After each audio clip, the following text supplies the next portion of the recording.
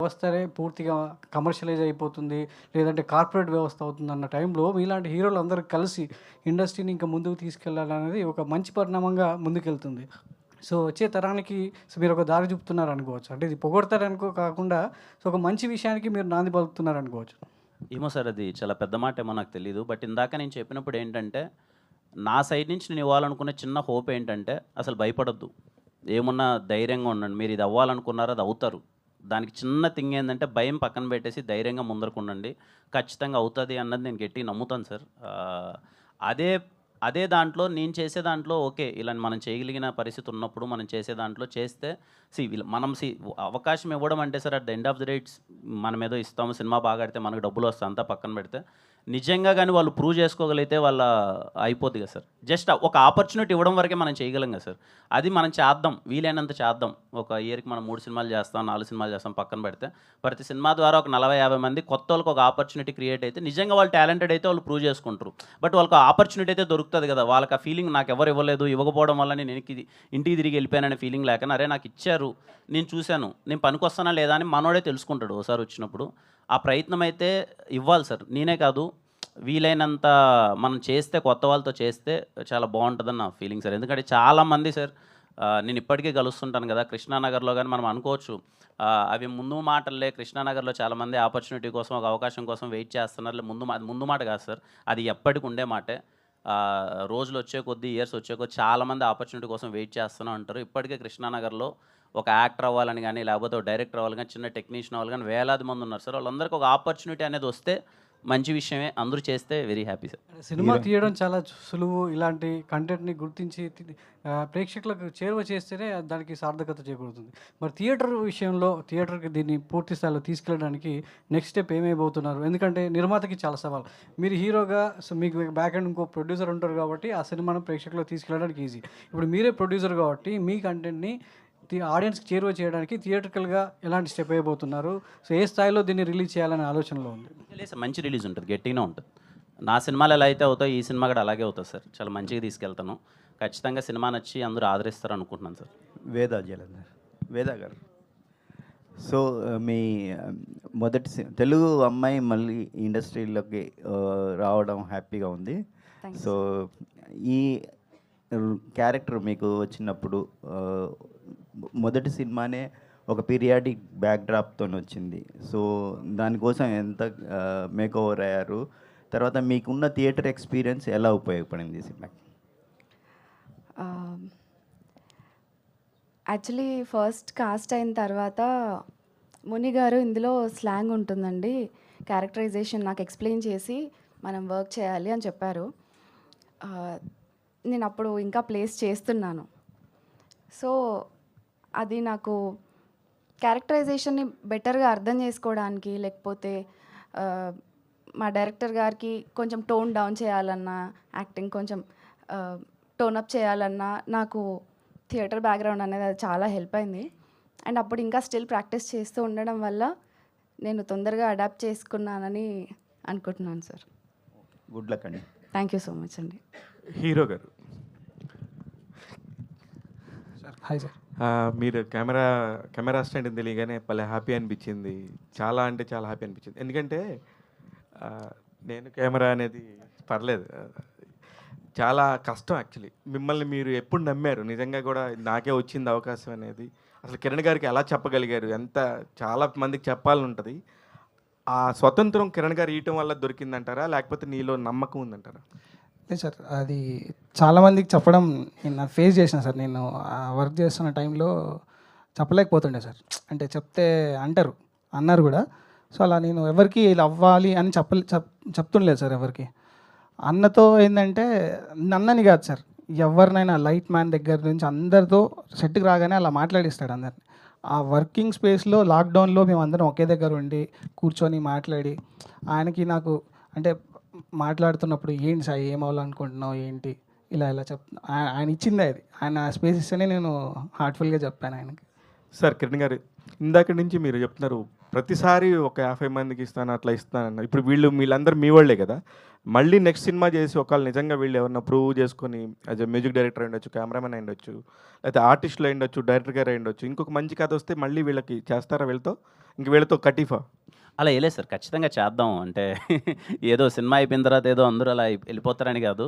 రేపు మళ్ళీ ఇంకో సినిమా వచ్చినప్పుడు ఆ కథలో నిజంగా వీళ్ళందరూ బాగా సెట్ అవుతారు. బట్ మోస్ట్లీ వీళ్ళకి కాకనా కొత్త వాళ్ళకి వచ్చేలానే చూద్దాం సార్. వీళ్ళకి ఒకటి వచ్చింది, వాళ్ళు నాకు తెలిసి ఈ సినిమా తర్వాత ప్రతి ఒక్కరు చాలా బిజీ అయిపోతారు. అప్పుడే మా వాళ్ళకి సినిమా చూసిన వాళ్ళు కొంతమందికి మేము సినిమా దగ్గర వాళ్ళు చూపిస్తే అప్పుడే వాళ్ళు కాల్ చేస్తున్నారు. ఖచ్చితంగా ఎదిగిపోతారు, అందరూ దొరకరు మన వాళ్ళందరూ. But I'm happy.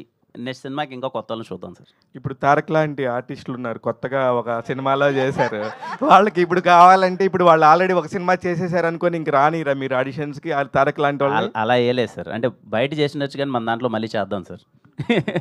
శ్రవంతి గారు స్రవంతి కూడా చాలా మంచి ఆర్టిస్ట్ అండి. మొన్న ఒక సినిమాలో అసలు తీసేసింది. స్రవంతి లాంటికి వాళ్ళకి ఇవ్వండి సార్, తారక్ లాంటి వాళ్ళకి.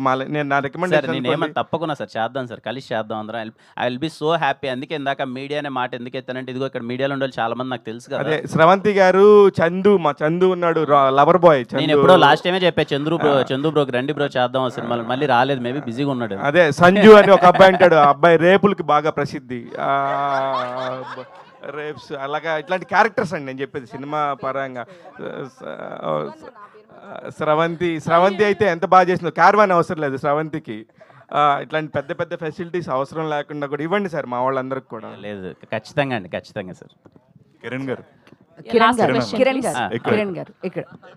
కిరణ్ గారు సో మీరు ఇందాక మాట్లాడుతూ చెప్పారు అంటే ఎంకరేజ్ చేయడం చాలా మంది మూవీస్ తీస్తుంటారు వాళ్ళు సక్సెస్ అయిన తర్వాత. బట్ ప్రదీప్ గారి గురించి మాట్లాడుతూ నాకన్నా బాగా చేస్తారు అని చెప్పారు. సో ఏంటి అంత కాన్ఫిడెన్స్ ఏంటండి ప్రదీప్ గారు? దాంట్లో కాన్ఫిడెన్స్ ఏం లేదని చూస్తే అర్థమైపోద్ది కదా. నా పర్ఫార్మెన్స్ తన పర్ఫార్మెన్స్ చూస్తే తనే బాగా చేసాడని అర్థమైపోద్ది కదా. షార్ట్ ఫిల్మ్ చేసేటప్పుడు నేను 2-3 షార్ట్ ఫిల్మ్స్ తను చూసి అంటే ఒకవేళ ఎవరైనా డైరెక్టర్ మంచి కథ ఉందన్నప్పుడు నేను వెళ్ళి అప్రోచ్ అవుదాం అనుకున్నప్పుడు లేదు ఇలా ప్రదీప్ని పెట్టాము ఆల్రెడీ అనేవాళ్ళు. అప్పుడు నేను ప్రదీప్ వర్క్ చూసి అబ్బాయి ఈడేంటి ఇంత చేస్తున్నాడేంటి అబ్బాయి మనం చేయగలం ఇది అని నేను అప్పుడు ఫీల్ అయ్యానండి. తర్వాత నాకు ప్రదీప్కి అసలు కనెక్షన్ లేదు. సరే 5-6 ఇయర్స్ అయిపోయింది. నేనేమనుకున్నానంటే ప్రదీప్ కూడా ఏదో చేస్తున్నాడేమోలే, మంచి రోల్ చేస్తున్నాడు, ఎక్కడన్నా మంచిగా ఉందేమో అనుకున్నాను. సడన్గా తిమ్మరాజపల్లి టీవీకి ఆడిషన్స్ అప్పుడు నాకు కనపడగానే నేను కొంచెం షాక్ అయిన, ఏంటి ఇంత మంచి ఆర్టిస్ట్ ప్రదీప్కి ఇంకా రాకపోవడం ఏంటి అని చెప్పి. బట్ తిమ్మరాజపల్లి టీవీ షో బయటకు వచ్చినప్పుడు ఫస్ట్ మీకు గుర్తొచ్చేది అన్నీ సరే ఆర్టిస్టులు అందరూ బాగా చేశారు, ప్రదీప్ని మీరు చాలా రోజులు గుర్తుపెట్టుకుంటారండి. చాలా అంటే చాలా బాగా చేశాడు ప్రదీప్ పర్ఫార్మెన్స్. కిరణ్ గారు హాయ్ అండి. హాయ్ అమ్మా. హాయ్ అమ్మా. సార్ నాకు అడగాల్సిన క్వశ్చన్స్ అన్నీ అడిగేశారు. అయితే నాకు సాంగ్స్ చూసినప్పుడు ఒక చిన్న పాయింట్ నాకు చాలా ఇంట్రెస్టింగ్గా అనిపించింది. మరి నేను ఇప్పటి వరకు గమనించలేదా లేకపోతే ఇప్పుడే కొత్తగా వచ్చని తెలియదు, రామ్ ఎప్పుడైపోయారు? నాదా నా కానించి అది రామ్ అని పెట్టామండి. ఒక యాడ్ చేసాం కొంచెం ఎందుకో రామ్ అన్న. తెలుగులో కూడా సౌండింగ్ ఇంకా రామ్ అనేది అక్కడి నుంచి సినిమా నుంచి యాడ్ చేశానండి. Okay okay, all the best. Thank you అండి. మీ టీం అందరికి థ్యాంక్ యూ అండి. Bro hi bro. Hi bro. Hi. మీ కంటెంట్ అంతా చాలా బాగా అనిపిస్తున్నాను, లైక్ చాలా ఫ్రెష్గా ఉంది. సో అంటే మీరు ఆల్రెడీ మీకు ఒక ఎక్స్పీరియన్స్ ఉంది, ఒక స్క్రీన్ రైటింగ్ కావచ్చు, ప్రొడక్షన్ కావచ్చు, యాక్టర్స్ కావచ్చు, ఇవన్నీ మీరు చేస్తున్నారు. మల్టిపుల్ యాక్టివిటీస్ అన్నీ కూడా మీరు చేస్తున్నారు. సో ఈ స్టోరీ మీకు మునిగారు చెప్పినప్పుడు మీరేమైనా కరెక్షన్స్ చెప్పారా? మీ ఇన్వాల్వ్మెంట్ ఎంతవరకు ఉంది? లైక్ ఓన్లీ ప్రొడ్యూసర్గా మాత్రమే ఉన్నారా బ్రో, లేకపోతే క్రియేటివ్ సైడ్ మీ ఇన్పుట్స్ ఏంటి? క్రియేటివ్ సైడ్ ఈ సినిమాలో నా ఇన్పుట్స్ ఏం లేవు బ్రో. ఎందుకంటే మనోడు ఫస్ట్ టైం చెప్పినప్పుడు నాకు ఒకటి అర్థమైంది ఏంటంటే, నేను ఏదైనా ఎంటర్ అయిపోయాను అనుకోండి, నేను ఏదో చిన్న కమర్షియల్ ఎలిమెంట్స్ ఎంటర్టైన్మెంట్ ఎలిమెంట్స్ నేను యాడ్ చేస్తాను. వద్దు దీన్ని చేయొద్దు, డైల్యూట్ చేయొద్దు, ఈ సినిమాని హానెస్ట్గా ఇలాగే పెడదాం. మనోడు ఒకటి బిలీవ్ చేస్తున్నాడు, చాలా హానెస్ట్ మేకింగ్గా చాలా హానెస్ట్ అప్రోచ్తో వెళ్తున్నాడు, అలాగే వెళ్దాం. నేను ఇన్వాల్వ్ అయితే నాకు తెలుసు బ్రో, అనవసరమైన ఎంటర్టైన్మెంట్ అది ఇది పెడుతూ ఉంటాను. ఈ కథలో వద్దులే అనవసరంగా అది కిల్ అయిపోద్దామని నేను అసలు జీరో ఇన్వాల్వ్మెంట్. మనోడే వెళ్ళాడు, మనోడు హ్యాపీగా చేసుకొచ్చాడు. అండ్ ఐఎమ్ సో హ్యాపీ, మనోడు ఏదైతే అనుకున్నాడు అదే తీసాడు. ఆల్ ది బెస్ట్ అండి. కిరణ్ గారు హాయ్ అండి. Bro hi bro. Hi sir. Hi. చాలా బాగుంది, చాలా నేను కాదులేనా. ఓకే, చాలా ఇంట్రెస్టింగ్గా ఉంది. అంటే ఒక నాస్టాలజీ ఫీల్ వచ్చిందనమాట. లైక్ అందరం కూడా చూసినప్పుడల్లా ఒక 90s 80s ఇట్లా వెళ్ళిపోతుంటారు. మాకు తెలియదు ఆ జనరేషన్, మేము 20 జనరేషన్, మాకు తెలియదు అసలు ఎట్లా ఉంటాయి ఏంటి అనేది. బట్ చాలా ఇంట్రెస్టింగ్ అనిపించింది. సో మీ ప్రొడక్షన్లో నెక్స్ట్ వచ్చే మూవీస్ అంటే ఏ టైప్ ఆఫ్ స్టోరీస్ని మళ్ళీ తీసుకుంటారు? అంటే ఈ టైప్ ఆఫ్ స్టోరీస్కే మళ్ళీ వెళ్తారా, లేకపోతే ఇంకా కొత్త జోనర్స్ ఏమైనా మళ్ళీ టచ్ చేసి వెళ్తారా ఏంటి? లేదు బ్రో, ఖచ్చితంగా డిఫరెంట్ జోనర్స్ ట్రై చేద్దాం. నెక్స్ట్ ఇమీడియట్గా చేయబోయేది అయితే ఒకటి క్రికెట్ బ్యాక్డ్రాప్ ఒకటి చేస్తున్నాను, చిన్న అర్బన్ థ్రిల్లర్ ఒకటి చేస్తున్నాయి. రెండు అయితే ఫైనల్ అయ్యాయి, అబౌట్ ఆడిషన్స్ ఏవో అవుతున్నాయి. ఖచ్చితంగా డిఫరెంట్గా చేద్దామని, పర్టికులర్గా ఒకదానికి స్టిక్ అవుదాం ఏం లేదు బ్రో, అన్ని ప్రయత్నిద్దాం. ఆల్ ద బెస్ట్ అన్న. Thank you. కిరణ్ గారు లాస్ట్ క్వశ్చన్ ఏంటంటే, అన్న, bro. To be actor, to be a producer, ఎంత డిఫరెన్స్ కనబడుతుంది మీకు? To be actor and to be producer. So అలానే నెక్స్ట్ కంటిన్యూ చేస్తారా, తీసుకోవడం ఇవ్వడం లాంటిది? చూద్దాం రో, వీలైనంత చేయడం అయితే ఖచ్చితంగా మనకు వీలైనంత చేద్దాం అన్నదే. But I mean very very happy space, చాలా బ్లెస్డ్ ఫీలింగ్ వస్తుంది. ఈరోజు ఓకే, ఒక అవకాశం అప్పటి నుంచి ప్రయత్నిస్తున్నప్పుడు ఈరోజు ఇక్కడ ఉన్నాం, ఏదో మనకి వీలైనా చేయగలుగుతున్నాం. And I'm so happy. And నాకేం పెద్ద డిఫరెన్స్ ఏం తెలియట్లేదు బ్రో, అలా వెళ్ళిపోతుంది హ్యాపీగా. ఈ సినిమాతో 50 మంది వచ్చారు, నెక్స్ట్ సినిమాతో 100 మంది రావాలని కోరుకుంటున్నాను. తప్పకుండా ట్రై చేద్దాం బ్రో, వీలైనా. Thank you. Bro, cricket backdrop అంటున్నారు కాబట్టి ఐపీఎల్ స్టార్ట్ అవుతుంది, మరి మీ ఫేవరెట్ క్రికెటర్ ఎవరు? నేను క్రికెట్ బాగా చూసేటప్పుడు సచిన్ టెండూల్కర్ బాగా, అసలు ఆయనకి బాగుండే ఉన్నాడు, సచిన్ గారికి. థ్యాంక్ యూ అండి. Thank you so much to all the media, and today RPR was our GSK Media event by UV Media. See you all theaters on April 17. Thank you so much.